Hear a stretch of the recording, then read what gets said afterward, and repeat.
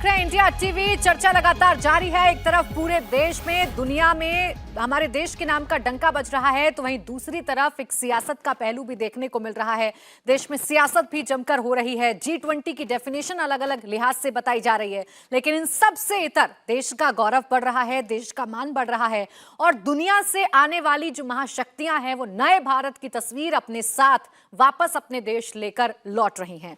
तो हिंद जी, मैं इसी पर आपसे सवाल करना चाहूंगी। एक तरफ पूरी दुनिया में भारत का डंका बज रहा है, जैसे हम लगातार सुबह से बता रहे हैं, जो बड़े बड़े फैसले लिए गए हैं उसकी तारीफ पूरी दुनिया में हो रही है।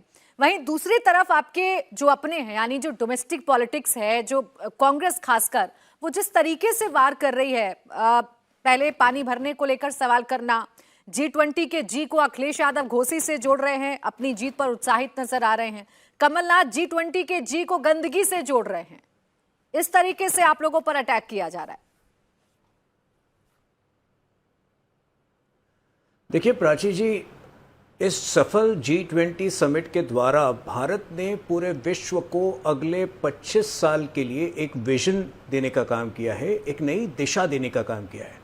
आप सोचिए, जो India middle east Europe corridor की बात हो रही है, वो छोटे देशों में, अन्य देशों में कितनी एम्प्लॉयमेंट जनरेट करेगी और भारत की कंस्ट्रक्शन कंपनी RVNL जैसी कंस्ट्रक्शन कंपनी जो पब्लिक सेक्टर की कंपनी है, उसको कितना काम अन्य देशों में जनरेट होगा। लेकिन जहां एक तरफ भारत पूरे विश्व को दिशा दे रही है, वहीं हमारे यहां कुछ चाइनीज एजेंट्स हैं जो विदेश जाकर उसी वक्त कहते हैं, तारीफ करते हैं चाइना की BRI की, जो पिछले कुछ वर्षों में एक तो निरस्त्र हो चुकी है, दूसरा वो हमारी सोवरेनिटी का उल्लंघन करती है, हमारे POK में से गुजरती है। तो ऐसे लोगों को जब हम चाइनीज एजेंट कहते हैं तो कुछ लोगों को विरोध होता है। लेकिन मैं आपसे पूछना चाहता हूं, क्या अपनी हरकतों से राहुल गांधी ने यह साबित नहीं किया है कि कहीं ना कहीं वो चाइनीज हितों के लिए काम करते हैं और भारत की छवि या भारत की सफलता से उन्हें कोई मतलब नहीं है, बल्कि वो भारत की सफलता के विरुद्ध काम करते हैं? ये उनकी हरकत बता रही है। और मेरे ख्याल से आज के बाद जो है ये टर्निंग पॉइंट तो है ही पूरे विश्व के लिए, लेकिन 2024 के लिए भी एक बहुत बड़ा टर्निंग पॉइंट है। आज पूरे देश को ये पता चल गया है कि एक तरफ जहां मोदी जी का विजन अगले 25 सालों के लिए है, वहीं ये जो INDA अलायंस है, ये अगले 25 घंटों भी एक स्थिरता के साथ ये कुछ नहीं सोच सकती, एक दिशा में नहीं सोच सकती है।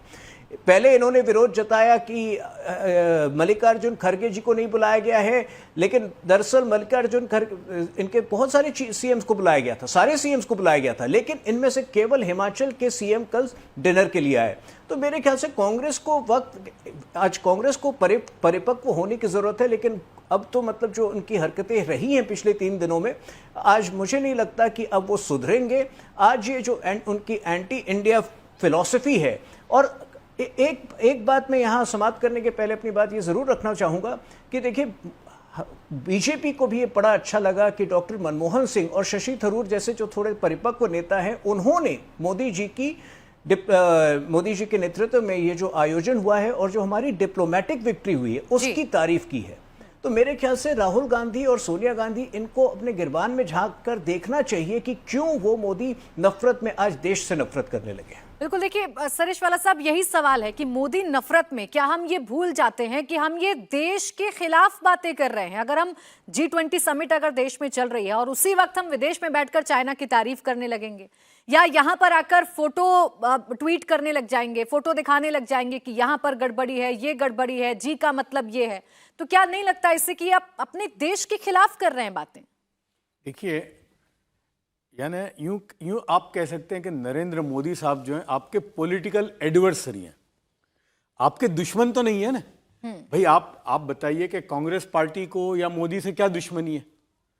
वो पॉलिटिकल एडवर्सरी। आजकल क्या हो गया है कि डिफरेंस ऑफ ओपिनियन को, भाई एक उनका एक ओपिनियन है मुल्क को चलाने के बारे में, एक आपका है, आप आपका रखिए, वो उनका रखेंगे, तो वो अब क्या हो गया है कि वो दुश्मनी में बदल रहा है, और ये बहुत खतरनाक है। और खास तौर से अभी G20 के मामले में मैं ये कहूंगा कि आप बिल्कुल अपनी सियासत कीजिए, आप एड़ी चोटी के साथ मोदी साहब का मुकाबला कीजिए, उनकी सियासत का मुकाबला कीजिए, उनकी पॉलिसी का मुकाबला कीजिए, इवन G20 में उन्होंने कैसे कंडक्ट किया है उस पर भी करिए।